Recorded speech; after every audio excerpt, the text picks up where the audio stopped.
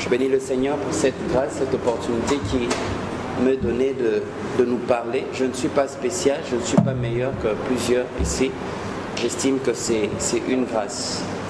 C'est une grâce et par la grâce du Seigneur, je vais parler et donner les quelques mots que le Seigneur, les quelques instructions que le Seigneur m'a donné de communiquer, que le Seigneur m'a donné de communiquer à ma génération, à un peuple, à une jeunesse. Parler à ma génération pour dire, comme un prophète, Moïse est mort. Moïse est mort. C'est la pensée, le terme même que le Seigneur m'a donné de nous partager. Moïse est mort. Je ne dis pas que Moïse Katoum est mort. En parlant de Moïse, je viens voir ici, je vois un père, je vois un baobab, je vois un aîné, je vois un mentor, je vois un coach, je vois une personne qui nous a précédés dans certains aspects, dans certaines expériences de la vie. Je vois une source d'inspiration pour plusieurs et un modèle pour une génération. Amen. Je viens apporter un message d'éveil national et aussi un message d'éveil continental pour dire à un jeune Africain, pour dire à un jeune Congolais que nous remarquons depuis quelques années, les années sont en train de passer, Mandela est parti, des grandes personnes qui ont influencé notre continent, Mandela est parti, Thomas Sankara est parti, Mouzé Kabila est parti, Lumumba est parti. Plusieurs qui ont influencé dans certains aspects, ils sont partis. Et je crois que le départ de ces personnes-là ne sont pas juste des faits qui viennent nous dire que la mort arrivera à tout le monde. Ça, c'est vrai. Là, nous sommes tous appelés un jour à mourir. La mort va arriver, nous allons tous partir. Mais qu'est-ce que ces choses, quel est le message ou quelle est le cause qui est lancé derrière le passage et le départ de toutes ces personnes? Lorsque ces personnes-là parlent, le message qui nous est lancé est juste pour dire, c'est que Isaac a dit à son fils Ésaü, alors qu'il voulait le bénir, alors qu'il voulait mourir, Isaac appelle son fils et lui dit, je suis devenu vieux, et je ne sais pas quand est-ce que la mort va me prendre. Alors ce que je te demande, c'est de prendre ton âme, prendre tes armes, va à la chasse, tue-moi un gibier, apporte-le, prépare-le-moi, je vais manger et ensuite je vais te bénir. Amen. Le départ de toutes ces personnes ne veut juste nous dire que Moïse est mort, maintenant Josué, tu dois te lever, prendre la relève. Je ne sais pas si une personne me comprend. Il y a Chichi, vieux Chichi, comment encore? Je ne sais pas. Voilà le sphinx de l'imité, B52, tout ce qu'on pouvait dire, comme on pouvait l'appeler. Il est parti, mais cet homme a combattu pour quelque chose. Cet homme avait des aspirations, il avait des idéologies. Il y avait des choses pour lesquelles il vivait, pour sa nation, pour son peuple, pour une génération, pour une jeunesse. Mais il est parti et il ne reviendra plus. C'est à nous, jeunes Africains, c'est à nous, jeunes Congolais, de nous lever. Peut-être pas chausser la même chaussure qu'il portait, mais au moins emprunter la même direction, la même vision qui est celle d'un état de droit, voir l'Afrique se relever, voir nos nations, voir nos pays changer. Et c'est à nous de se lever. Isaac a dit à son fils, prends ton arme, va à la chasse. Et je veux te bénir une fois que tu vas apporter la nourriture.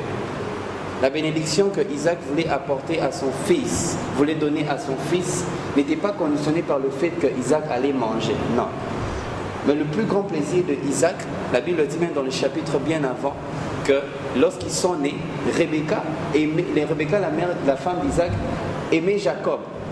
Parce que Jacob, c'était un garçon calme, il restait sous les tentes. Mais Isaac, lui, il aimait Ésaü, parce que Ésaü apportait de la bonne nourriture, parce que c'était un chasseur.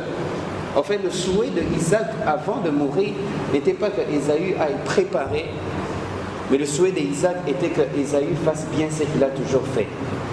Je crois que c'est que nos pères attendent de nous, c'est que nos leaders attendent de nous, c'est que étant des jeunes et le futur même, l'espoir même de l'Afrique, l'espoir de nos pays, c'est que dans chacun, dans tout ce que le Seigneur t'a donné comme talent, comme grâce, que tu fasses bien ce que tu as appelé le faire. Si tu ne le fais pas, personne d'autre ne va le faire à ta place. Si nous ne les levons pas pour travailler, si nous ne les levons pas pour, comme Ésaü, pour aller à la chasse, personne d'autre ne fera ce que nous devons faire. C'est que l'Afrique attend de nous la bénédiction, la grâce que nous pouvons recevoir de ce que nous allons faire. Ça ne dépend pas de fruits, des résultats, bien des conséquences de ce que nous avons au-dedans de nous, bien des visions, des projets que nous avons dedans de nous. Mais ça dépend de combien nous mettons en application ce que nous avons dedans de nous. L'important n'est pas de venir clamer, de crier que nous voulons voir notre pays changer, nous voulons voir notre continent changer, nous voulons voir la jeunesse congolaise, la jeunesse africaine changer. Mais l'important est de prendre nos instruments et de travailler sur ce que nous avons au-dedans de nous. Et c'est ce qui va apporter réellement un changement. La Bible dit que Moïse est mort. Dieu savait que Moïse était mort. Mais il est venu rappeler ça à Josué parce qu'apparemment Josué était encore dans les deuils. Il est venu rappeler ça à Josué parce qu'apparemment Josué était encore déstabilisé sur le fait que non, à notre grand leader, celui qui nous a conduit pendant 40 ans dans les déserts, il est parti sinon en cette au Sambo et aussi. Qu'est-ce qu'on va faire encore? Moïse qui a sorti Israël de l'Égypte, il les a conduits dans les déserts, il a été avec eux pendant des années, et ce grand Moïse part. Si Dieu est venu rappeler ça à Josué, c'était pour dire à Josué, écoute, une génération vient de partir, une saison vient de se terminer, moi je suis toujours vivant, maintenant je vais commencer avec toi, lève-toi et marche.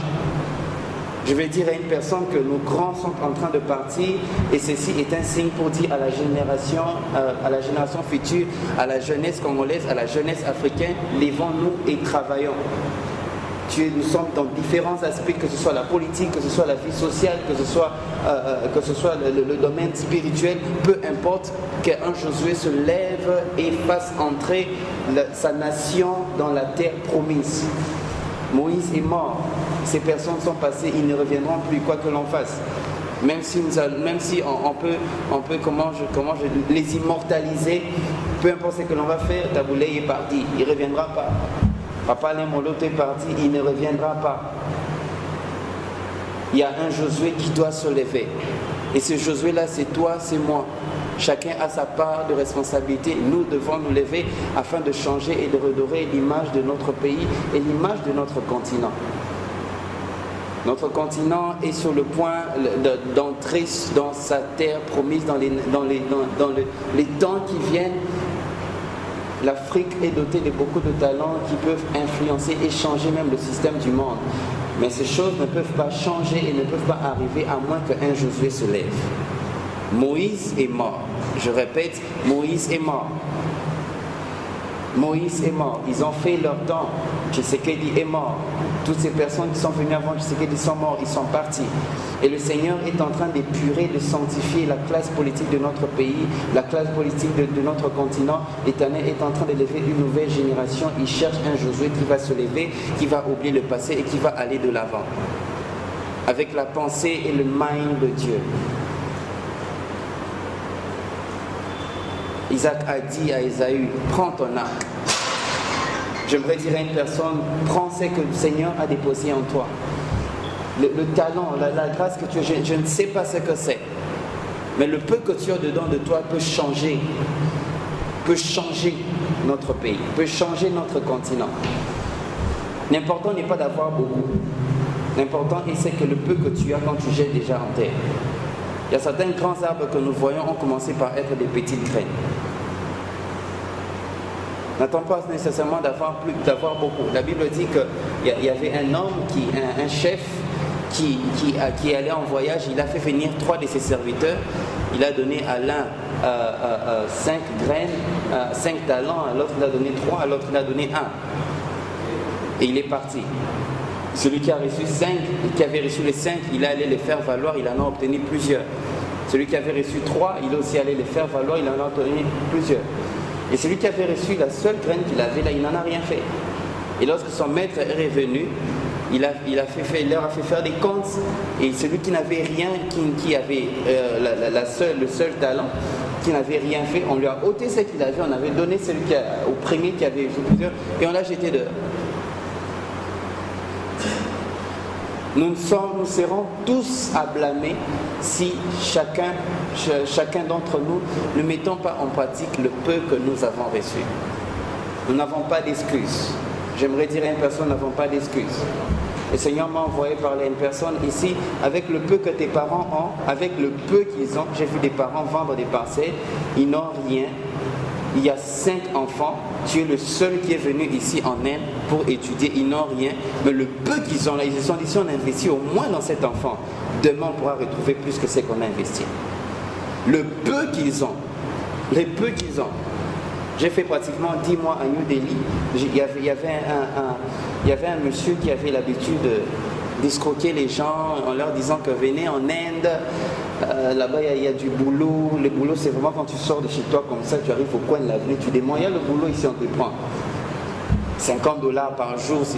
Donc avant de venir, il vous dit même que non, avant tu as toute une valise là, des vestes, des jeans, des chaussures, il te dit non, ça vaut pas la peine de partir avec ça, là-bas les habits c'est moins cher. Et les gens avant de venir, ils ont laissé leur habit, ils sont devenus des stars dans le quartier. Ils ont dit, ah, des amis, venez, ils donnent des habits, prenez. Moi là où je pars là-bas, j'aurai des habits. Et la majeure partie de ces personnes, ils arrivent à New Delhi. Pour ceux qui sont déjà arrivés à New Delhi, il y a un quartier qu'on appelle Mafia Nagar. Les Congolais commencent à l'appeler communément Matongé Nagar. Parce qu'il y a tellement de Congolais là-bas, c'est vraiment le bidonville. Kamana les côtes ou bien. Les maisons sont bizarres, les chiens sont partout, c'est au même quartier, très bizarre. Alors la majeure partie des gens qui sont escroqués par cet homme-là arrivent et se retrouvent dans ce quartier-là. Tu descends déjà, quand tu arrives à l'aéroport Indira Gandhi Airport, tu atterris, tu dis, ah, Inde c'est beau, c'est bien, c'est très bien. Et puis vous êtes en train de partir, tu sens qu'on t'amène dans un quartier, tu te poses la question, mais mon Dieu. Et avant de venir, il te dit même les maisons, c'est bon. Quand tu arrives, on te fait vivre dans un basement, une maison, un studio où vous vous retrouvez à 4 personnes. Une seule chambre, d'autres dorment au salon. Et vous dormez avec des petits matelas comme ça, là, très, très minces là. Vous dormez comment on dit, en largeur, pour avoir plus d'espace. Où tu sens même que le matelas est devenu dongi, tes pieds sont dehors. Et cette personne de plus de 40 ans, il habite dans une maison à 2 chambres avec des jeunes garçons qui sont dans des choses bizarres, donc tout son respect, toute son estime parti comme ça. Et il a souffert. C'était un monsieur en conseil appelé qui connaît tout. Quand vous discutez politique, il connaît. Quand vous discutez prière, il connaît. Quand vous discutez football, il connaît. Jusqu'à ce qu'un jour, avec un de mes oncles, ils se sont mal entendus et on lui a manqué du respect. Et depuis ce jour, il est parti, il n'est plus jamais revenu. Chose triste, des personnes qui le peu qu'ils ont, ils dépensent, ils viennent ici parce qu'ils croient que ça peut produire. C'est la même chose aussi avec certains de nos parents. Le peu que tu as, le peu qu'ils ont, ils se sont dit on investit en notre enfant. Il part là-bas. Parce que ce qu'il va devenir, ce qu'il va acquérir comme connaissance, ça pourra nous aider un jour. C'est ça. Ésaü, prends ton arme, le peu que tu as, va à la chasse, exerce la grâce, le talent que tu as, parce que ça peut produire. J'aimerais dire à une personne ici, ne fais pas faire à tes parents des crises. Je bénis ces instants. Parce que je crois qu'une nation, une génération de jeunes Africains, des jeunes Congolais doivent se lever. Et nous devons prendre conscience. Peut-être que tu n'es pas fort, peut-être que le BC n'est pas fait pour toi, peut-être que le management n'est pas fait pour toi. Mais tu n'es pas venu au monde inutilement. Si Dieu savait que tu étais venu inutilement, il n'a même pas fait en sorte que tu viennes. Qu'est-ce que tu as dedans de toi? Josué, Moïse est mort. Les parents ont déjà fait leur part. Les parents ont fait leur part. Et ils ont fait leur part. Même s'ils devaient t'envoyer des millions de dollars ici, ils ont fait leur part. Ils ont fait leur part, c'est à toi de te lever. C'est à nous de nous lever et d'apporter un changement dans notre continent, d'apporter un changement dans notre nation. Moïse est mort. Tu as quelque chose au-dedans de toi. Et lorsque tu mettras cela en application, c'est là maintenant que lorsque le peuple, lorsque la nation, lorsque le continent, les continents, le monde va bénéficier de la grâce et du talent qui est en toi, c'est là que la bénédiction viendra. L'important n'est pas d'abord que nous puissions chercher à être bénis, l'important d'abord que nous puissions mettre en pratique ce que nous avons, de sorte que la bénédiction qui viendra sera une bénédiction de qualité. Parce qu'une personne me reçoit ce soir. Moïse est mort. Tous ces aînés passent. Aujourd'hui, c'est M. Etienne Tshisekedi Wamolomba. Demain, ça sera qui? Il ne suffit pas seulement que nous puissions nous réunir et dire le Seigneur a donné, le Seigneur a repris. Gloire à son nom. Certes, il a donné, il a repris. Mais lorsque le Seigneur répond, qu'est-ce que nous comprenons de ce vide-là qui part? De ce vide-là qui intervient maintenant? Qu'est-ce que nous devons comprendre de cela? Je crois que c'est une journée de méditation. Je crois que c'est une saison devant méditer. Je pense que ce n'est pas une saison où nous devons peut-être dire, bon, le vieux a fait son temps. Il a fait son temps, ça c'est évident. Il est parti, au moins il laisse une place vide, je serai maintenant l'opposant principal. Who cares? Tu peux être opposant toute ta vie, mais tu vas te rendre compte que quand tu vas mourir, tu t'es opposé à toi-même. Oui, hein? Tu as fait l'opposition. À l'école, au collège, tu étais opposant. À la maison, on dit, on va préparer le poulet. Non, moi pas le poulet. Tu t'es opposé toute ta vie aux gens, mais tu te rends compte à la fin que tu t'étais opposé à ton propre développement. Je peux dire Alléluia. Oui. Il y a des gens comme ça. Quand on dit on va essayer de se réunir pour faire quelque chose de bien, il a toujours des idées contraires. Oh, on va couper les cheveux. Oh, pourquoi on doit couper les cheveux? Bon, tu proposes quoi? Et finalement, vous allez vous rendre compte au fait que pendant qu'elle fait que s'opposer, pendant que vous cherchez à avancer, elle fait que s'opposer, en réalité, sa vie, elle n'évolue pas parce qu'en réalité, quand tu te lèves sans vision, sans compréhension de ce qu'il y a dedans de toi, tu es en fait en train de t'opposer à la graine qui doit croître dedans de toi. En fin de compte, tu n'as été opposant que de ta propre vie, opposant de ton propre développement. Prends ton âme. Lorsque Isaac a dit à Esaü, prends ton âme, va dans les champs. Il n'a pas dit, va te battre avec les gens. Le champ d'action, là où nous devons mettre en exercice ce que nous avons, ce n'est pas le frère, ce n'est pas ton prochain. Parce que là, si c'est un Africain, c'est un Congolais, c'est une Congolaise comme toi. J'aime ce qu'un artiste congolais dit, Toboumana. Ce n'est pas ton prochain là qui est ton ennemi, ce n'est pas lui, ce n'est pas celui qui est assis à côté de toi là. C'est un challenge qui va au-delà de ce que tu vois à côté de toi, qui va au-delà de ce que le monde peut percevoir autour de toi. Je bénis le Seigneur encore pour ce soir. Paix à son âme, à nous qui sommes restés. Vivons bien et accomplissons chacun la mission, le but pour lequel le Seigneur nous a envoyés sur terre.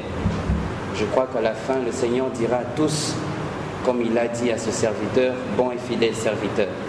Non seulement parce que tu as réalisé ce que j'avais déposé dedans de toi, mais aussi parce que tu as bien vécu. Parce qu'entre nous soit dit, je suis un homme de Dieu, je ne vais pas passer comme ça pour tout. Je ne vais pas passer comme ça sans le dire. Christ revient aussi bientôt. Il ne suffit pas seulement de gagner des millions. Il faut seulement d'être connu. Ah, Dorcas, vice-présidente à Benga, alors non. Il suffit aussi d'être acclamé dans le ciel et dire que oui, tu as représenté les valeurs du royaume. Je crois que ça doit nous enseigner et nous dire revoir, réformer nos voies et aussi réformer notre vision, afin que Dieu soit glorifié au travers de nos vies. Clamons pour la parole du Seigneur.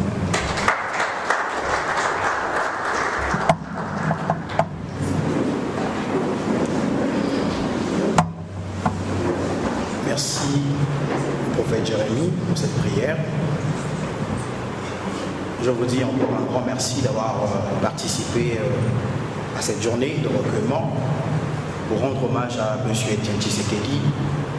Certes, M. Etienne Tshisekedi est décédé depuis le 1er février 2017, mais chacun de nous garde quelque chose de M. Etienne Tshisekedi. Il est parti, il ne reviendra pas, comme l'a dit le prophète. Mais nous sommes aujourd'hui la jeunesse qui doit prendre la relève. Il y a de ceux qui vont continuer le combat de M. Etienne Tshisekedi. Il y a de ceux qui vont influencer le monde d'une manière ou d'une autre. Mais aujourd'hui, cette disparition nous enseigne quelque chose. Que cela soit pour nous, aujourd'hui, un moyen de réfléchir à notre futur. Si seulement nous n'avons pas eu le temps de le faire. Aujourd'hui, nous avons l'occasion et l'opportunité de le faire, de réfléchir à ce que nous allons faire demain. Parce que nous avons un rendez-vous avec l'avenir. Avant de continuer le programme, j'aimerais qu'on se lève pour observer une minute de silence en mémoire de M. Etienne Tshisekedi. Merci.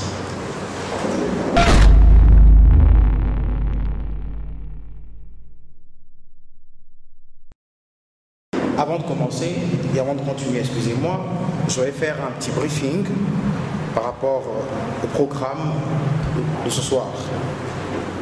Nous allons recevoir M. Taylor Omolenda qui fera l'historique de M. Etienne Tshisekedi.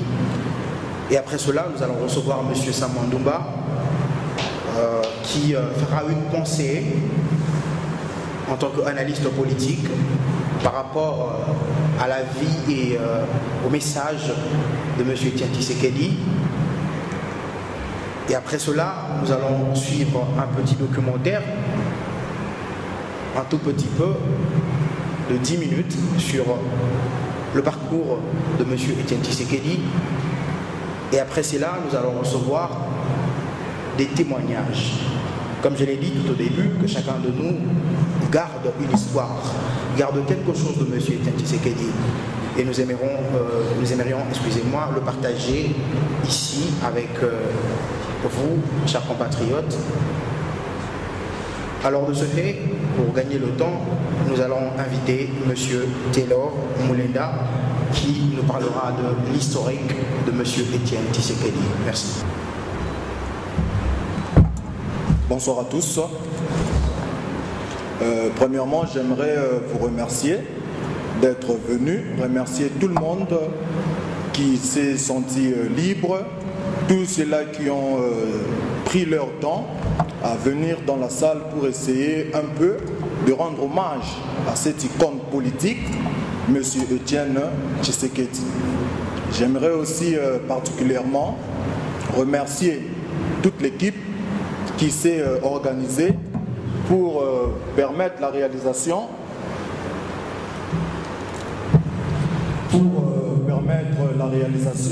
de ce programme. En particulier, j'aimerais remercier M. Rodrigue Dumba qui s'est vraiment dévoué pour la réalisation de ce programme. C'est une immense douleur, c'est une profonde tristesse qui nous réunit aujourd'hui. Comment ne pas rendre hommage à ce grand homme politique, cet acteur politique qui a consacré sa vie pour l'avenir de la République démocratique du Congo.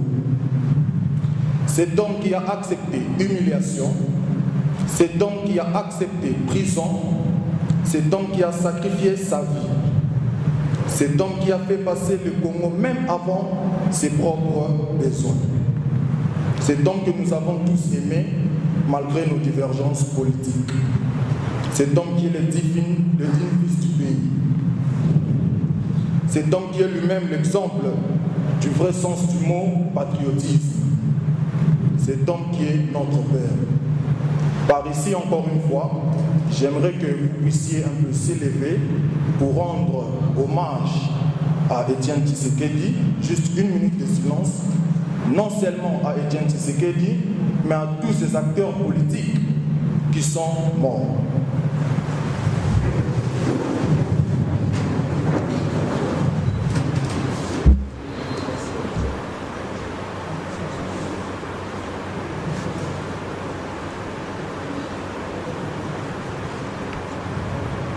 Je vous remercie.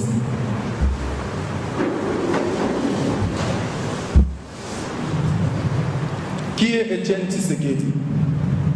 Étienne Tshisekedi Wamulumba né à Kananga, alors Lualabo au Congo belge, le 14 décembre 1932, est mort le 1er février 2017 à Bruxelles, était un homme d'État de la République démocratique du Congo, ancien Premier ministre du Zaïre, nom de la RDC, sous Mobutu, et président de l'Union pour la démocratie et le progrès social, UDPS.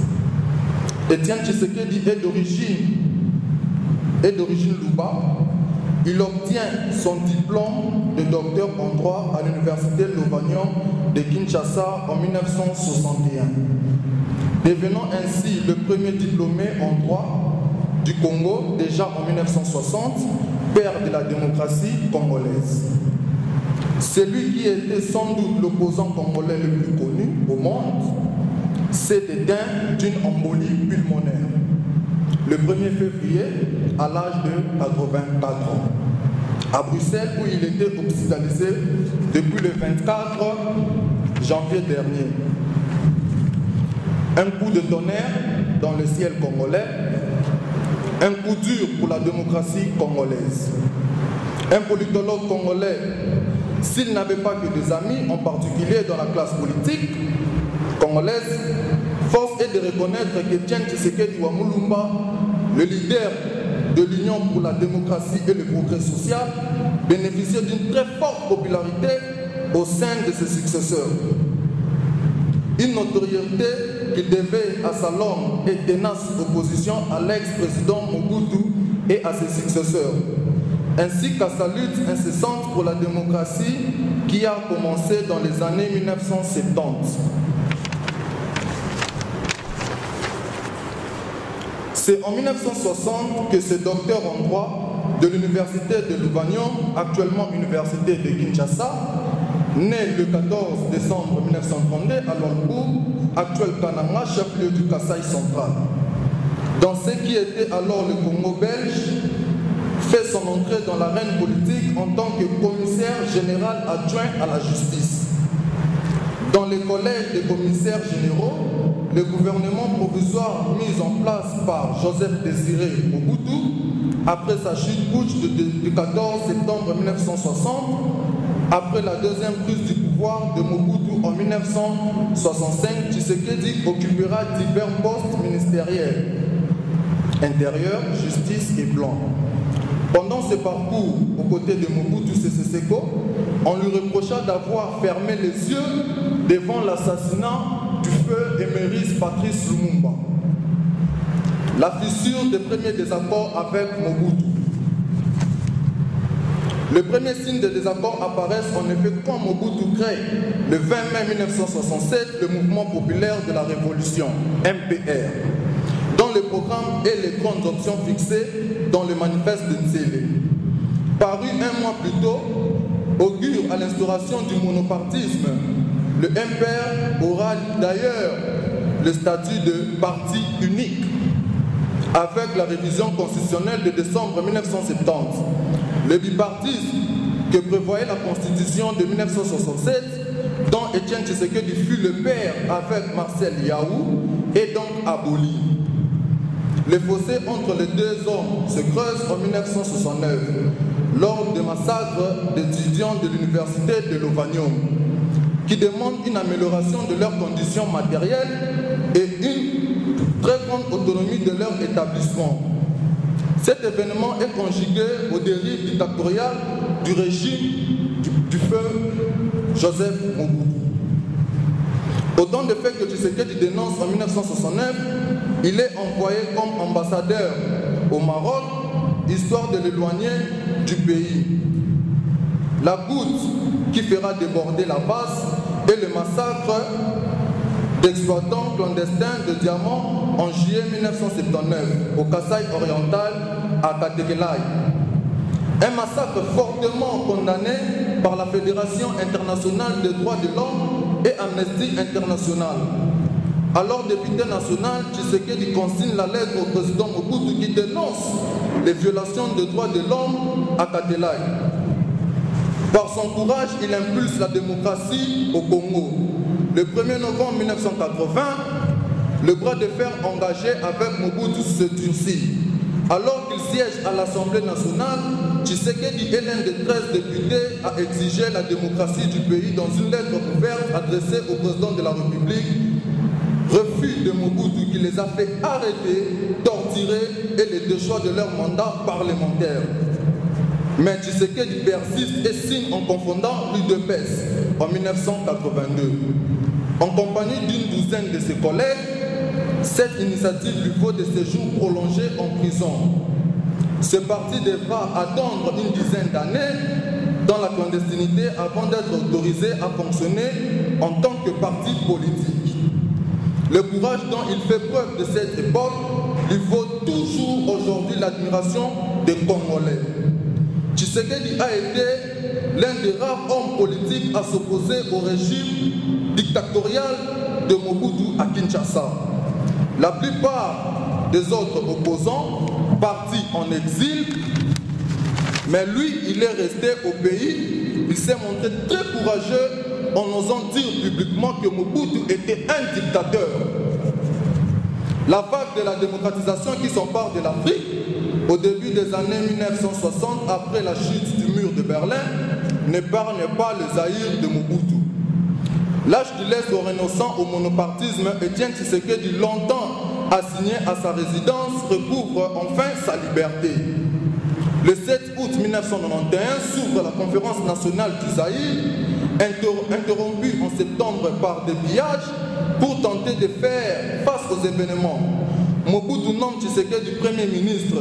Ce dernier décline cette nomination. À l'issue des travaux de la conférence nationale qui avait repris le 14 août 1992, après une suspension en janvier, Tshisekedi est élu le 15 août Premier ministre par la conférence nationale. Dans la liesse populaire, il sera toutefois limogé en mars 1993 par Mobutu, qui le remplace par Faustin Birindwa, issu de l'UDPS. Mais Tshisekedi se considère comme le premier ministre légitime présenté par l'union sacrée de l'opposition radicale et alliée. Commence alors une période confuse qui voit l'instauration de 2 gouvernements et 2 parlements dans le pays.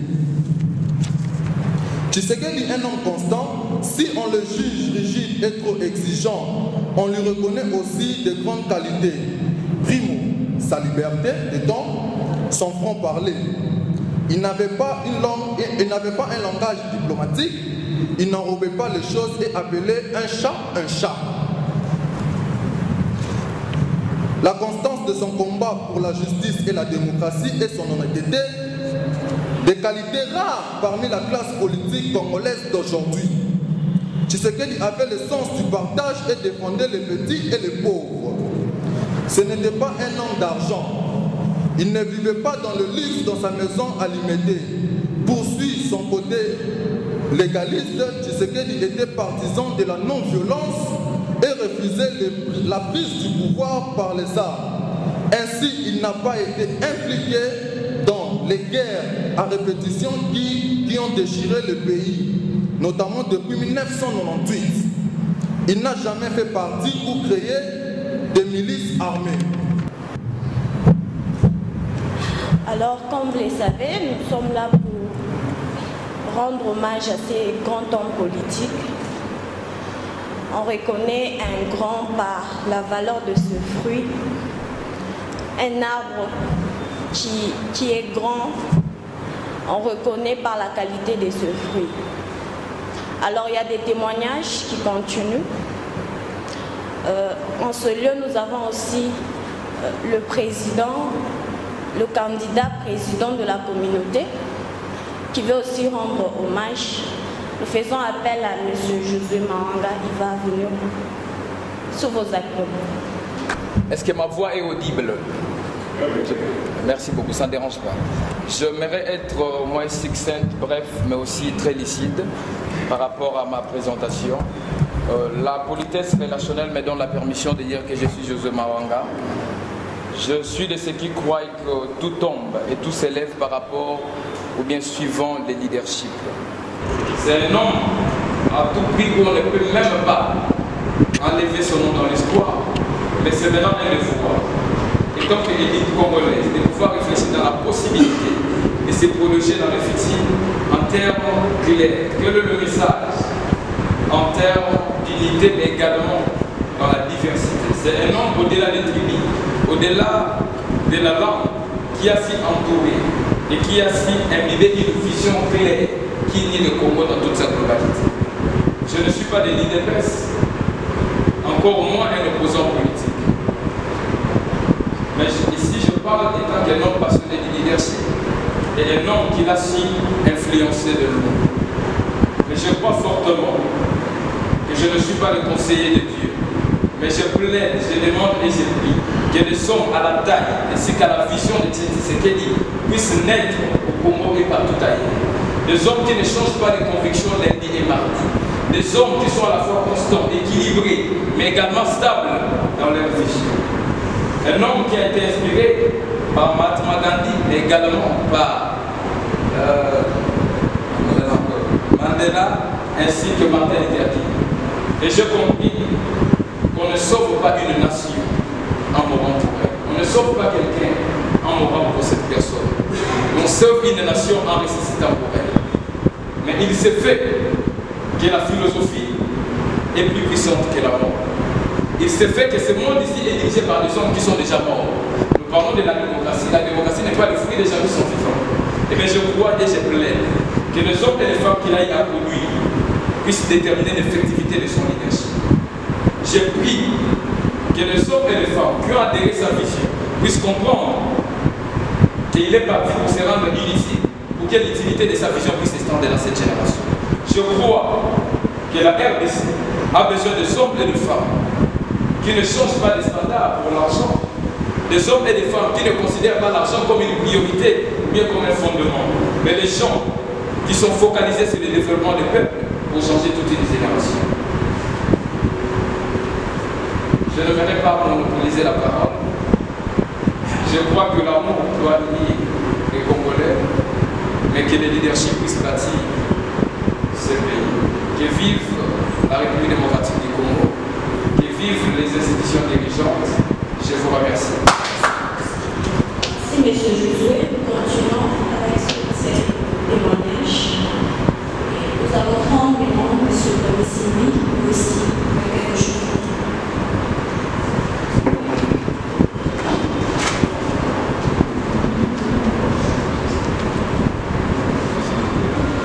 Bonsoir à tous.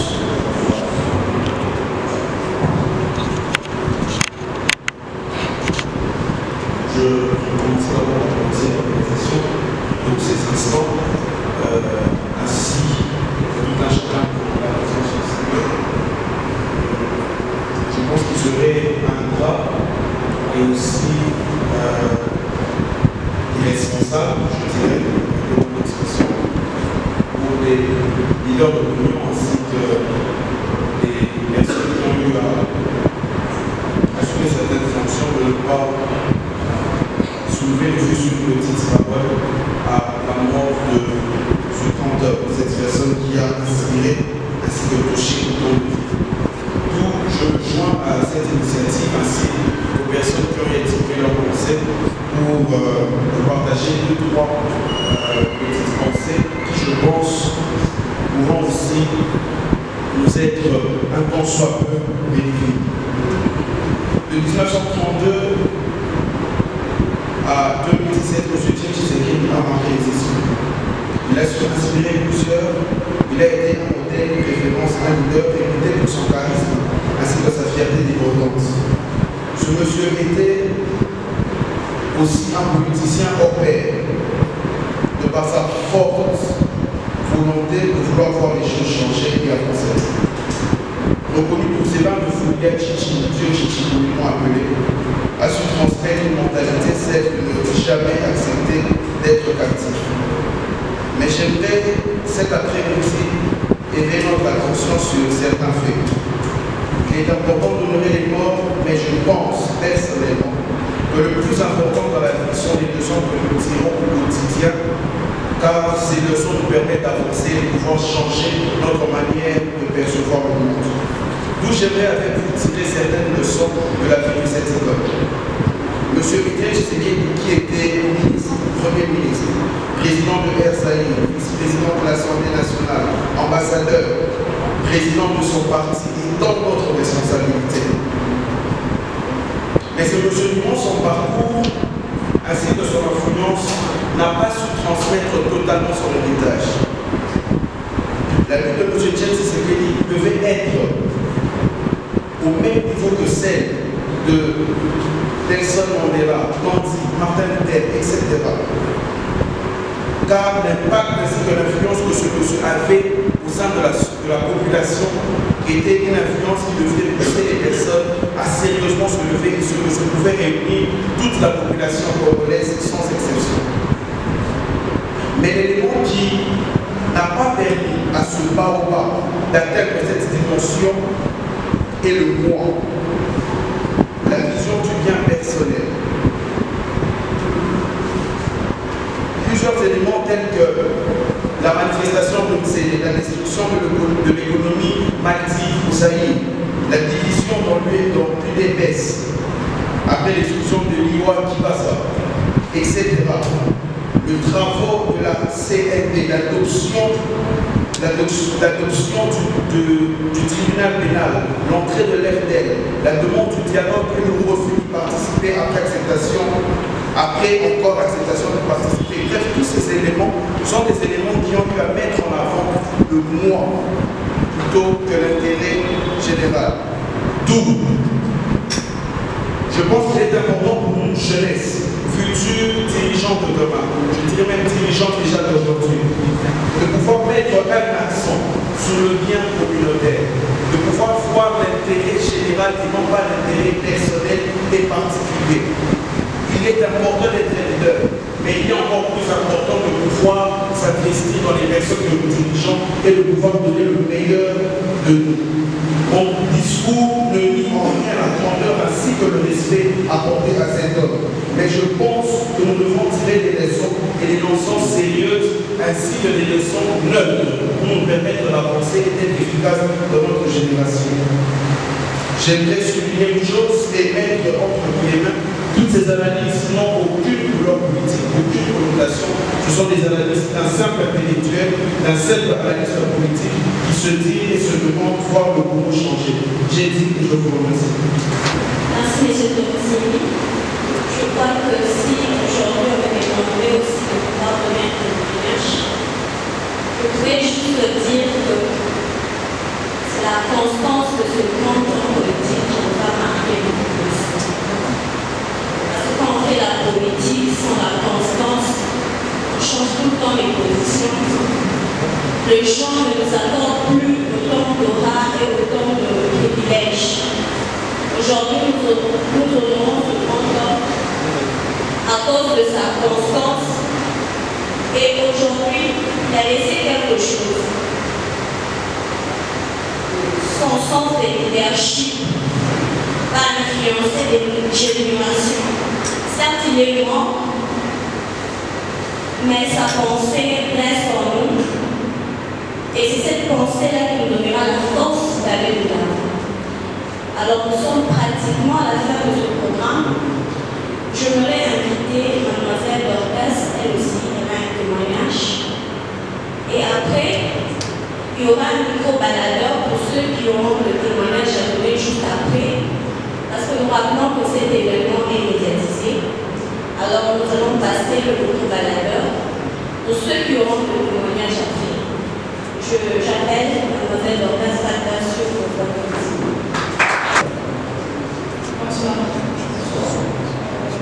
Je n'avais pas préparé de parler.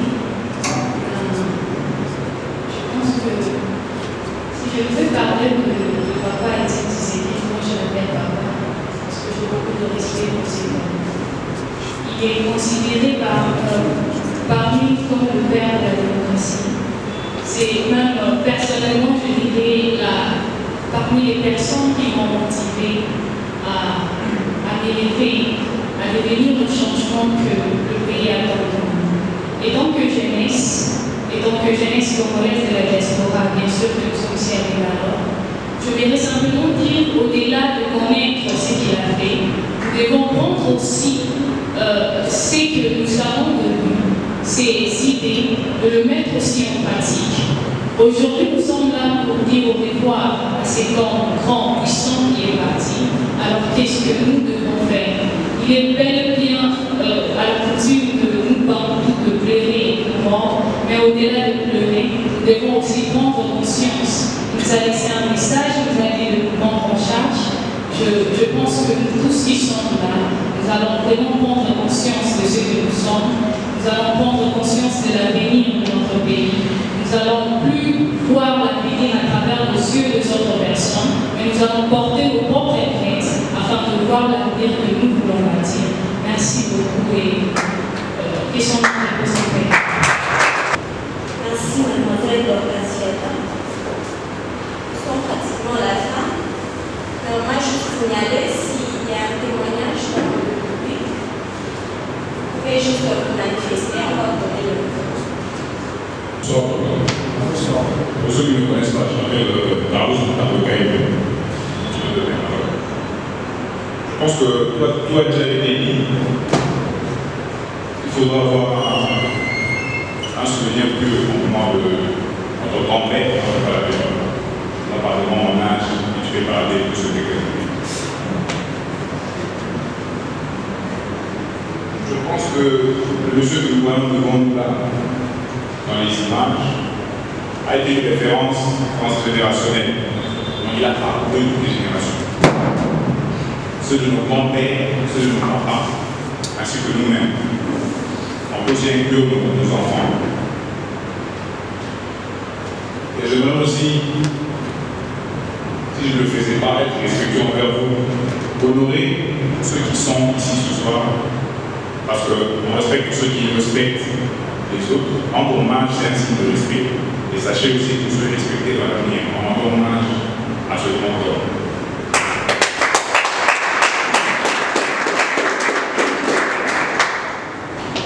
Je pense que pour conclure,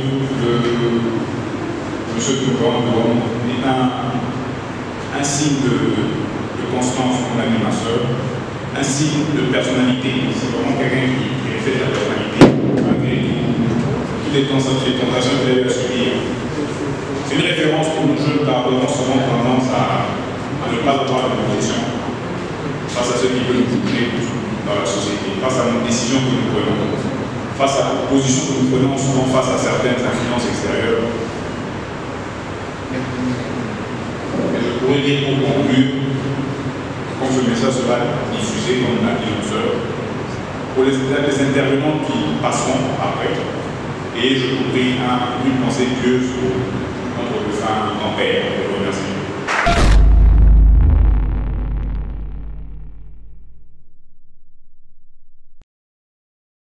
C'est pratiquement la fin de l'événement. Nous allons prendre quelques gens qui vont témoigner. Nous allons essayer de prendre quelques témoignages de gens qui sont dans la salle, qui ne sont pas encore partis. Je vois là le cadre de l'INC, monsieur le secrétaire général de l'INC, monsieur Rodrigue Dumba. Alors, bonsoir monsieur. Bonsoir, comment allez-vous? Oui, nous allons bien, nous venons de suivre la cérémonie. Qu'est-ce que vous pouvez dire par rapport à cela? Oui, la cérémonie s'est bien passée. Nous avons initié ce programme, c'est pour rendre hommage au président Étienne Tshisekedi. Il a beaucoup fait de la politique de notre pays. Il est appelé aujourd'hui père de la démocratie. Je crois que c'est un titre que nous, en tant que jeunesse, que nous devons prendre en considération. Donc, négliger tout ce qu'il a fait dans notre pays, j'avais trouvé ça inconcevable. Nous, en tant que jeunes, c'est pour ça que nous avons initié ce programme afin que nous puissions nous rencontrer et rendre hommage au président Étienne Tshisekedi wa Mulumba. Merci, monsieur Rodrigue. Nous continuons avec le témoignage. Il y a le coordonnateur, monsieur Taylor Mulenda. Alors, monsieur Taylor, nous avons vu, vous avez quand même essayé de faire l'historique de monsieur Étienne Tshisekedi. Tshisekedi, personnellement, il vous inspire quelque chose? Oui, M. Etienne Tshisekedi, c'est une personnalité. Moi, je l'appelle le guide suprême de la démocratie. Sans M. Etienne Tshisekedi, la démocratie n'aura pas un sens en République démocratique du Congo. Il m'a beaucoup inspiré pendant son passage sur la terre des humains. Il m'a toujours inspiré dans un combat de liberté pour pouvoir défendre mes droits. Voilà un peu ce que je peux dire. Quel est le message que vous pouvez adresser à la diaspora congolaise? Je rappelle qu'on vous suit sur Congo Média. Je peux adresser pas seulement à la diaspora, mais à la nation congolaise et de braver la peur. Nous ne devons pas avoir peur pour défendre nos droits. Nous devons toujours défendre nos droits, même s'il nous faut verser notre sang pour défendre nos droits, nous devons le faire parce que la nation a besoin de gens courageux qui peuvent aujourd'hui apporter un changement pour l'épanouissement de la population congolaise qui a autant souffert depuis l'époque coloniale jusqu'à nos jours. Merci M. Taylor. Nous continuons encore. Nous prenons le président de la communauté congolaise. Je rappelle que c'est un événement qui nous a réunis en communauté et c'est lui le président de la communauté congolaise. Bonsoir Monsieur Merveille. C'est un réel plaisir et un très grand honneur d'être présent aujourd'hui afin de commémorer la mémoire de notre leader, un grand leader du pays qui a lutté longuement et je crois que son âme pourrait vraiment reposer en paix, puis toutes ses réalisations et tout ce qu'il a laissé derrière lui. Juste un petit rappel pour le peuple congolais, il nous a demandé de nous prendre vraiment en charge. Ça, c'est ce que pratiquement tous les leaders passés, que ce soit au niveau du Congo ou partout ailleurs, nous ont répété tout le temps. De nous prendre en charge. Que ce peuple, quand le pouvoir de la démocratie revient toujours au peuple. C'est le pouvoir du peuple, par le peuple et pour le peuple. Alors, c'est à nous de nous organiser de manière à ce que nous puissions relever les défis qui se doivent afin que notre pays aille de l'avant comme il se doit. Sinon, bon courage à tous. Nos sincères condoléances à toute la famille et aux proches du défunt. Et nos condoléances à tout le peuple congolais. Merci et que Dieu bénisse le Congo. Merci beaucoup Monsieur Merveille, que je rappelle qu'il est le président de la communauté congolaise de l'Inde. Alors nous recevons aussi un cadre de l'INC, il va parler, il va donner ses impressions. Bonsoir Monsieur Sam. Bonsoir Vanessa. Alors quelles sont les impressions après cette cérémonie? C'est d'abord la consternation, le président Etienne Tshisekedi est parti. Il nous a légué l'héritage qui est le peuple d'abord. Sa lutte nous a marqué nous tous. Voilà pourquoi nous sommes venus aujourd'hui pour commémorer sa mémoire, pour dire aux Congolais et partout ailleurs que nous n'avons pas laissé la mémoire d'Etienne Tshisekedi torpiller, mais nous aussi de l'Inde, précisément de Bangalore, nous avons voulu rendre hommage à un homme de valeur qui a combattu durant tant des ans la dictature dans notre pays et qui a toujours bâti autour de la population pour l'émergence d'un état de droit. Merci à tout le monde qui a participé aujourd'hui et nous voulons juste dire merci à tous les Congolais de partout ailleurs qui ont eu le temps aussi, l'amabilité d'organiser une telle Je rappelle que c'est une ville estudiantine, une ville d'études. Quand même, les gens se sont déplacés, ils ont laissé leur occupation. Ce qui n'est pas toujours facile. Vraiment, nous disons merci aux compatriotes qui ont participé aujourd'hui. Et merci à vous, Vanessa, pour le travail. À toute l'équipe de l'organisation, nous leur disons merci. Merci beaucoup, monsieur Sam. Bonsoir, monsieur. Bonsoir, madame. Vous appelez? Moi, c'est Patrick Orbidoya. Alors, qu'est-ce que vous pouvez dire après cette cérémonie? Oui, je tiens à remercier tout le monde d'abord, parce que c'est parmi des rares de ces diasporas, qui organisent ces genres de cette organisation. J'ai dit merci à tout le monde. Et puis moi, je suis en tant que membre de la majorité présidentielle, bien qu'il n'y a pas couleur politique ici, mais je suis venu vraiment parce que c'était une grande personnalité de notre pays et il a vraiment combattu de la dictature de notre pays. Quelle est la pensée que vous retenez de M. Etienne Tshisekedi? C'est d'abord la constance de M. Etienne Tshisekedi. Mais Etienne Tshisekedi, il avait sa façon de faire la politique, le dynamisme. Donc, c'est ce que nous sommes en train d'honorer aujourd'hui. Merci beaucoup, monsieur. Merci, nous sommes pratiquement à la fin de cette émission. Que je rappelle, c'était juste un spécial hommage à monsieur Étienne Tshisekedi, qui est un grand baobab de notre pays, la République démocratique du Congo. Tout ce que nous pouvons dire, lèvons-nous et bâtissons notre Congo. Alors restez branchés sur cette chaîne. On se retrouve prochainement. Merci beaucoup.